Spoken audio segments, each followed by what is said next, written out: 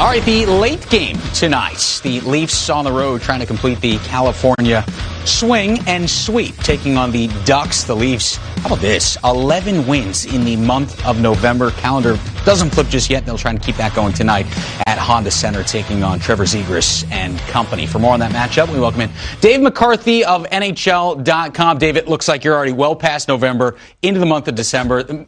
Best setup we've seen on NHL Tonight in some time. Well, I appreciate that, Jameson. It's a lot of work. I want to enjoy it for more than like 2 or 3 weeks, so I get after it early in November. All right, we respect that here. We'll get after it tonight on the questions for the game. Jason Spezza, he's gone after it for a long time now. This will be his 1,200th NHL game tonight. What has he meant to this Leafs team since getting there? Well, I'll tell you what, with the salary cap position that the Maple Leafs find themselves in, with, in other words, 4 players commanding essentially half the salary cap, they need guys at league minimum to come in and fill roles and to be effective, not just fill a roster spot, but contribute. And Jason Spezza has done all of that so far in his tenure with Toronto.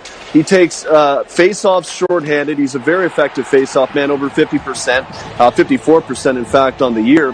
He's a really good facilitator on the half wall on the second power play unit, and he's turned that unit into one that you have to at least think about if you're an opponent.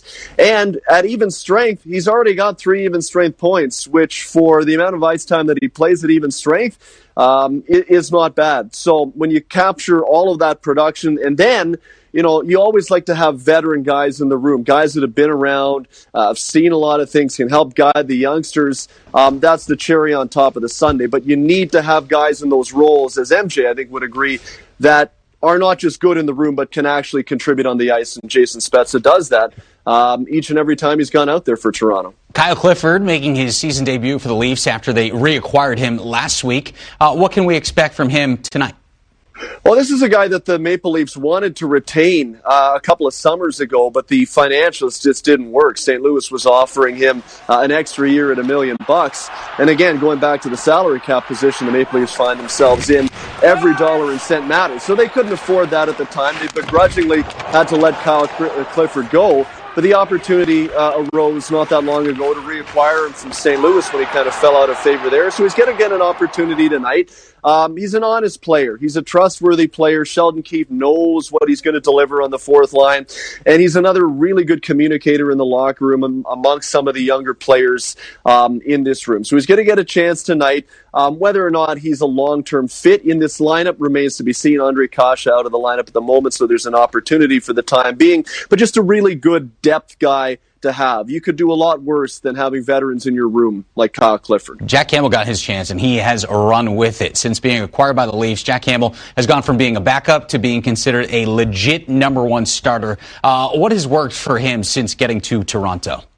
Well, I'll tell you what, he has gone from a guy that filled the role as backup when they went out and acquired him back in February of 2020 to the guy who was filling in when Freddie Anderson was unavailable last year. And then the question throughout the summer was, okay, could he do this on his own? Could he be the guy? And I don't even think Kyle Dubas was sure of that, because he went out and signed Peter Mrazek to a 3-year, fairly lucrative deal in the offseason just to add that kind of depth to Toronto's goaltending position. Well, guess what? Peter Mrazek, by and large, has been unavailable all season long due to injury. So it's fallen on Jack Campbell's shoulders. And for my money now, he has shed the reputation of backup goalie or fill-in goalie. To me, he's now a legit #1 starter in this league because it's occurred his play over a long enough period of time where I'm willing to make that case. And I'll tell you what, if you're Billy Guerin right now at Team USA, how you can overlook Jack Campbell when it comes to the Team USA roster,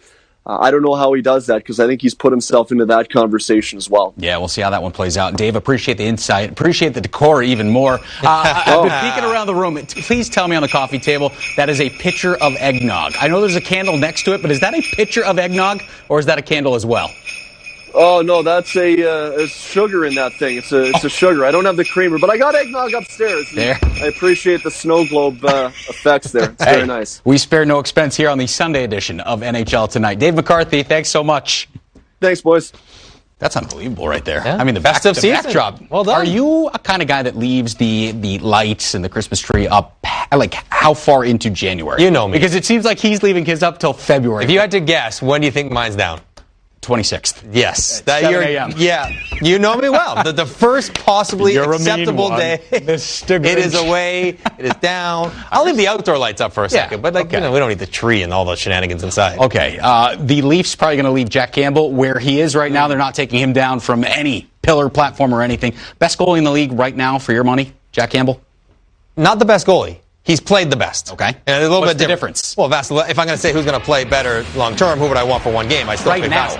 Vasilevsky still. Okay. But Jack Campbell has played the best in the league to date. Now, that involves him, his team, and everything else. But the fact of the matter is that they brought in another goaltender to compete with him as a 1A, 1B with Peter Mrazek because they weren't sure, as great as last year was for Jack Campbell, that because he hasn't been a starter a whole bunch in the NHL, how we would follow that up. Well, excuse me, he's followed up into Olympic, not only contention. I know Connor Hellebuck has to be there because he's got the track record, the resume. John Gibson as well. But to me, Jack Campbell's played better than both those guys. Clearly, look at the numbers. And it's not even close if I'm going to bring Thatcher Demko or Spencer Knight. In that short tournament, JMO, I want the goalie playing the best. And that's what Jack Campbell has been this year.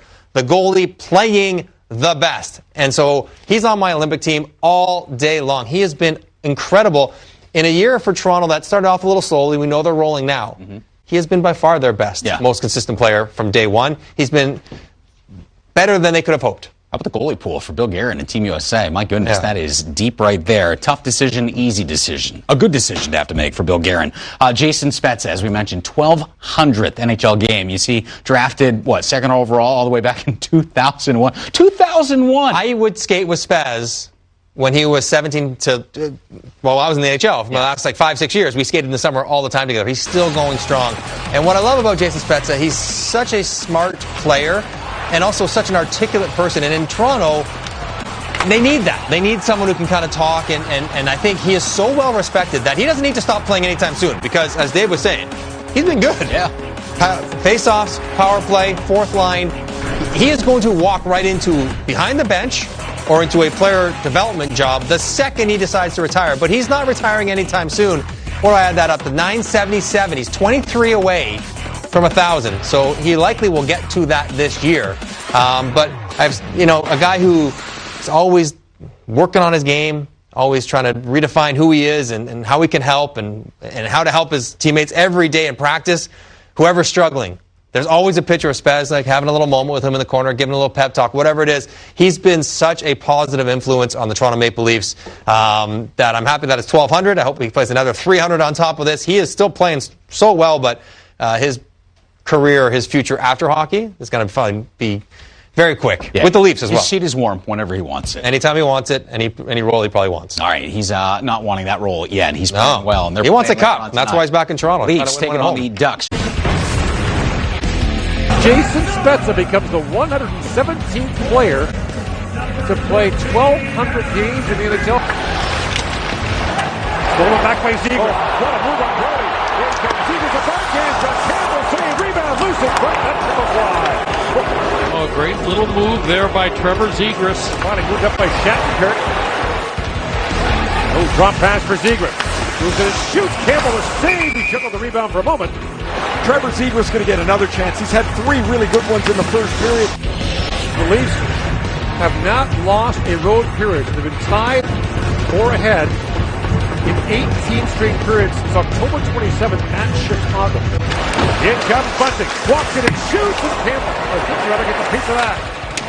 Now a centering pass. Bunting back for Brody. TJ Brody, a shot, scores! TJ Brody gives the Leafs the lead. Might have been tipped in front. I think Austin Matthews gets the deflection here. If so, that would be goals in 3 straight for Matthews. Matthews tips it into the top of the net, and he's got his 10th on the year. And ties it with John Tavares for the team lead. Lead pass to Marner. In comes the Leafs with numbers. Marner across, Bunting scores! Marner to Bunting to the back of the net, and it's 2-0 Toronto. This is a heady play from Mugglin. Marner lays this sweet, feathery dish, and Michael Bunting's got a goal and an assist. The Leafs are up 2-0. They've been as consistent as they have. I think a lot of that is a maturity to this team that wasn't here in the past. Neil Anderson did back and forth, 13 seconds into the third period, the Leafs have a 3-0 lead. Nylander with the steal, and Alex Kerfoot, whether they played him in the middle a little bit on the wing where he's most effective, his fourth of the year has put Toronto comfortably in front. Nylander to the point, kept in, nifty play by Getzlaf, who stick handles his way, got it to the front of the net. Lindholm scores! Hampus Lindholm in his usual spot, right at the top of the goal crease. Some perseverance on the part of Hampus Lindholm. Campbell with the initial save. Lindholm stuffs it home, and the Ducks and the fans here at Honda Center have got some life. Kerfoot drops it across the Nylander. Empty net for William Nylander. Steps around Getzlaf. He finds Kerfoot. He gets Kerfoot to Nylander. Scores! Okay, to tie a franchise record with a 7th consecutive road win. The Leafs, who began the year 2-7, now with another one from Simmons, and it's 5-1. This time it's by Simmons to get in and help the turnover. Engvall will shoot off the far pad. Simmons has got a couple of goals on this road trip, and it's 5-1. In comes Raquel. Works in, gets bumped off the puck there by Dermott. And that shot by Zegras at the horn is stopped by Jack Campbell. And the Leafs leave California 3 for 3 and win a 7th straight in a row to tie a franchise record. The floodgates broke open for the Maple Leafs as they score 3 in the third to defeat the Ducks 5-1. Austin Matthews lit the lamp for the 10th time this year, and William Nylander had a pair of points as Toronto emerged victorious in its 7th straight road game. Afterward, Jack Campbell spoke with TSN about the win.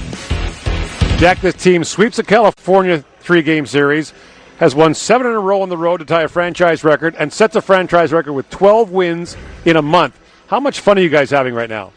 Yeah, it's a blast. I mean, it's no secret winning is the most fun thing out there, and I think the guys are just gelling. We're working hard, and we're executing. So it's just a blast right now. We just got to keep it going. How about your game personally? How do you feel about it? My game feels good. Definitely stuff I can keep getting better on, and the team's playing amazing in front of me. And like we said before, it's a blast to win, and that's what we're focused on. When you see the team play well on the road like this, how encouraging is that?